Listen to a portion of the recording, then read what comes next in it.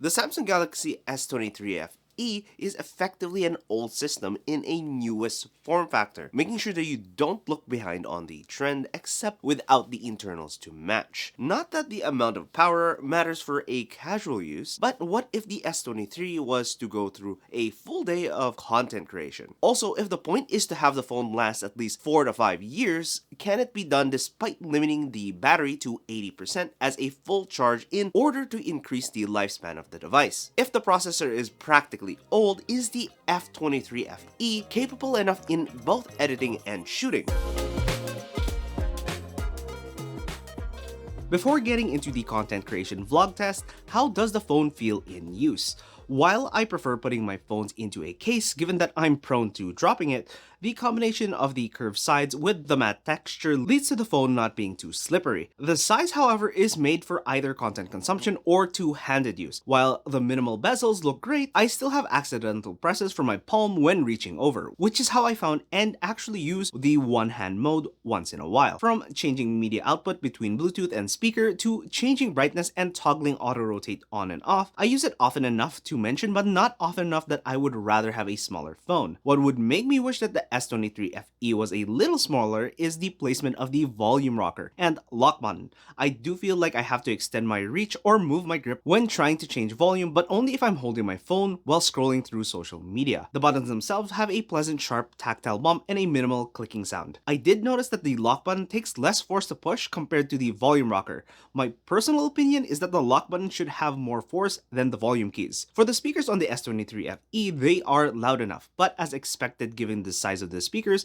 it lacks bass and detail while sounding on the slightly tinny side and being terribly treble forward when in full volume. At a listenable speaker volume, it still lacks detail and bass, but it is a lot more balanced. And if you really wanted to, you can drop the volume down to a whisper, allowing you to privately listen outdoors just with the speaker if your wireless headphones end up losing battery. When carrying the phone, the weight is pretty well balanced towards the center of the phone, which is fine, but if you're like me with the phone closer to the bottom, the S23 is heftier than I'd like, making me use my pointer to carry the top of the phone in order to balance it. While the weight by itself isn't uncomfortable, when using my left hand, I constantly find my pointer butting against the bottom camera, making it more comfortable to use with a case, creating an issue of my finger landing on the bottom camera and smudging it with my fingerprints instead. Accidentally testing the oleophobic coating, and actually it does relatively well. One thing I will forever complain about is that the offset camera hump annoys the hell out of me, despite my low use of the phone on a flat surface. But since I play beat games in horizontal mode, it's not a bug, it's a feature. In terms of gaming performance, it plays games. I normally just play beat games and Pokemon TCG Live, which makes me hate myself more due to only playing rogue or non-competitive decks. What I do hate with the current state of smartphones is that there is no longer expandable storage, just a slim slot, creating this monstrosity if you do want to expand the storage on the go. Which brings us to the content creation portion.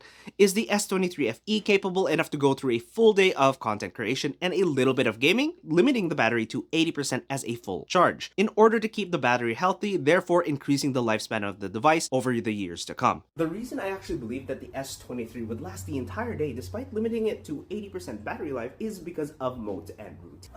Mode and routines are one of the few things that make this phone actually stand out, and that is mostly because it allows me to do things like turn off the Wi-Fi when I'm ready to go out.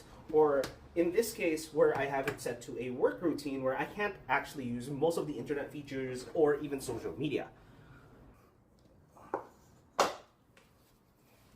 Modes and routines aside, when taking pro video, you can actually use the mic directly on your Bluetooth device. For example, I have the BTR5 here, and I can keep just walking away while I grab some food, making me sound clear as day. However, it depends on the quality of the mic that you actually have.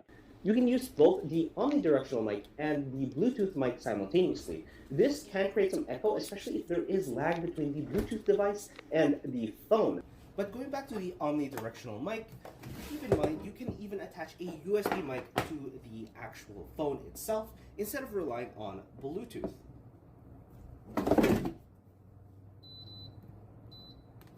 If you do have a bunch of noise in the background, such as the air fryer going on and a bunch of water being poured into a can, this is how it sounds like. This is using the omnidirectional mic.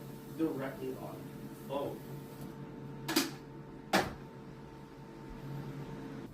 There is a problem with the automatic mode. The only reason I like something like the automatic mode color grades, so to speak, a little better. If I was on pro mode, this entire scene would actually be a little bit green tinted. And the reason for that is because the bulbs that I use are of low CRI, and low CRI just means it has less of the spectrum of light it would normally have versus what I was using in my room. Going to be doing a Pokemon League and be taking a couple pictures and or maybe a little video along the way. But hopefully the battery lasts since it's almost at 50%. But I don't even know how this works because right now I don't think I'm actually in frame. And not only that, when I last checked, it is dark. One of the things I forgot about the whole pro video thing is that it actually doesn't give you the option to use the front-facing camera.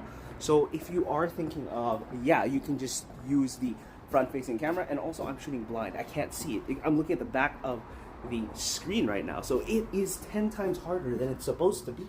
So I have no idea. In terms of if you're already outside and you're looking for a relatively bright environment, and I do have stabilization off, but if you turn stabilization on, or as it's called super steady, this is how it looks like. I'm just walking at a normal pace, and if I start running, making sure I don't get hit by a car, this is what it looks like.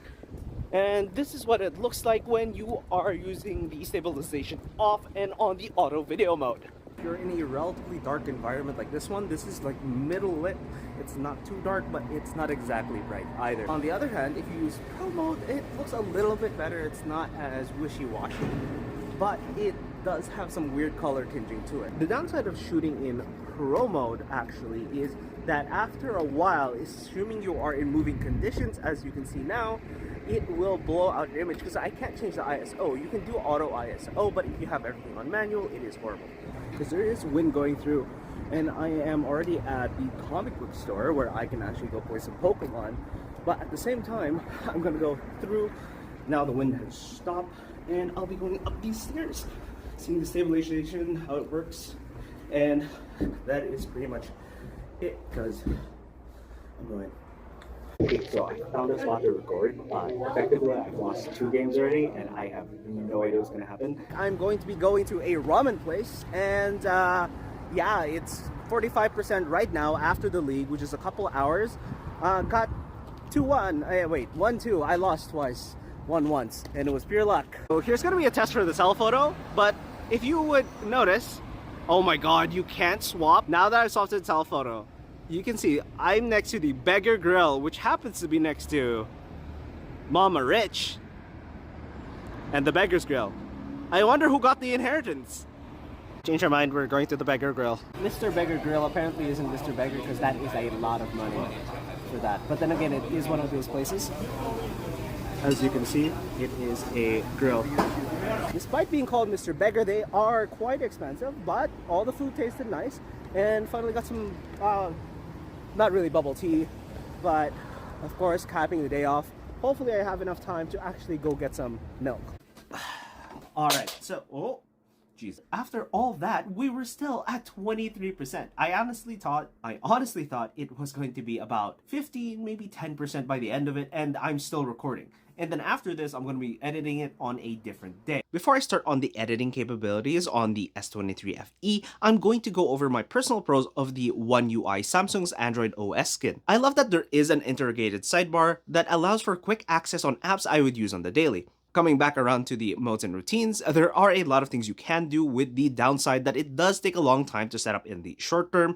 In the long term, it can save you battery life and potentially your mental health because you're doom scrolling for hours on end instead of sleeping for work the next day. What it can do is increase friction to access activities that I believe can be self-destructive by creating a wind down routine, let's say an hour before bed at 11, such as not allowing any calls. But if you're thinking, what if an emergency happens? You can allow specific people in your contacts to go through the do not disturb mode, or only people in your contacts, even restricting it to specifically people in the favorites. These days, there are a lot of apps that are begging for your attention, and when winding down for bed, I don't want that. Therefore, I restrict any apps from showing push notifications. On top of that, I restrict the specific apps I'm allowed to use, such as YouTube, Instagram, Twitter, work ones, all gone.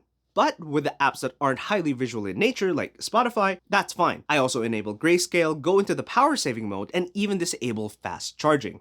All things that would make the phone as uninteresting as possible while going through a nightly routine. If you do have to use the phone in a different mode for any reason, there are ways around it. Unlike with the vlog test, you can extend the phone's long-term battery life without the 80% battery limit at the start of the day by re-enabling fast charge and unlocking the 100% charge just before waking up. For daily battery life, I use a tandem of routines when I'm outside. The biggest one is automatically turning off Wi-Fi connectivity while in a commute, because searching for a Wi-Fi signal drains battery relatively quick, and it's something I forget to turn off constantly. The same works the other way, where you can turn on mode when reaching a specific location to turn on Wi-Fi automatically, that way you don't end up using your mobile data at home. There are a lot of preset modes and routines already on the device that you can just edit to make it a little quicker to set up. I, on the other hand, have modes for winding down for sleep, during sleep, commuting to work, for work, when streaming, and when creating content, all made to reduce the S23FE's battery drain while maintaining a low but healthy dose of screen time. What I don't like about the One OS UI seems to be mostly the fault with Android. Admittedly, it isn't something most users would have to deal with. I can't seem to find an option to change the layout and option when in the drop-down menu. I don't use Smart View or home devices, and I wish I could change it to media output and Bluetooth, or even the create note section,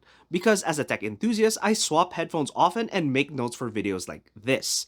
I don't know if it's coincidence or because I've moved to a new phone, I seem to be getting a lot more push notification advertisements from apps like Spotify Premium for concerts near me, and even merchandise from bands, or free apps like Google Drive to move into a paid premium tier, going as far as to notify me, "We've made an album with photos from 7 years ago. What an adventure!" Granted, it picked really nice photos from back then, but it still feels like an intrusion. It has gone away after manually disabling them when they do pop up. What isn't an Android issue is the slowness of the fingerprint reader compared to the face recognition, which I wish wasn't the case, because I still have issues where I go to unlock the phone, but go into the lock screen edit mode instead. There are the issues I mentioned in the vlog. For photos, the performance is roughly about the same. The only gripe is that the minimum focusing distance isn't where I want it to be, but it does more than well enough. And the photo editing in the Photos app isn't too bad and doesn't destroy the image, but doesn't have dodge and burn tools. For the video editing capabilities, the S23FE did not have an editing app by default until the update I recently received a week ago. However, it is somewhat buried in the update notes. What I do like about that is that the application called Studio wasn't just installed as part of the update. That way it didn't take up space when it's an application that I didn't use. The downside is I had to know it exists, search it up in the app list, and then have it installed. If I never went through the update notes, I wouldn't even have known, making me try to do edits in Gallery, which only has the ability to trim and color videos, not actually put videos together.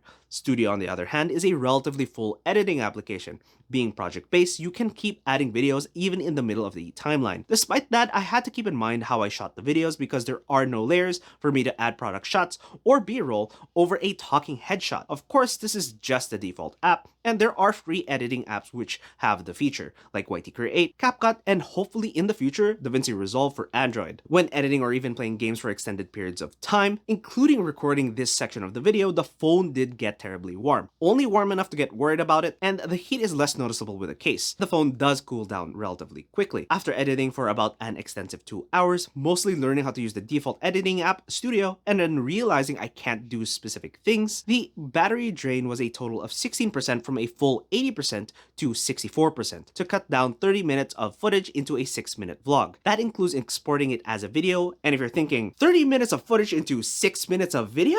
Not only did I have a lot of test shoots, I also had to do a bunch of retakes, and honestly, that was vlog attempt number 5. If I was to do another vlog, I would delete the test shots and retakes right after I get the intended shot. That way I don't have to go through them in the edit, which means my base version S23FE with 128 gigs of storage quickly fills up. While I don't like that the internal expandable storage is gone, there is a technical fix of putting the footage on online cloud services, or, like me, use physical media storage instead. The USB capability isn't too bad bad either, moving about 10 gigabytes of footage in approximately 5 minutes. In the long run, if I was to turn the base 23FE into a full content creation suite, I would start with the small tripod or grip, followed by a mic, that way you can put on the grip, then potentially a storage solution if you're not deleting your videos, and last but not least, a dock and monitor to fully use DeX. But since that also means getting a mouse and keyboard, it's not exactly the biggest recommendation, with the caveat that I'm also spoiled with a full desktop setup, so I didn't bother trying it. And if you want to see the rest of the content creation gear I wasn't able to use, check out this video. Make sure to subscribe for more content on tech and both their ability for productivity and gaming. I'm your host Naka. Have a nice one. So for the first 3 vlogs, I started every sentence in every clip with the word so. So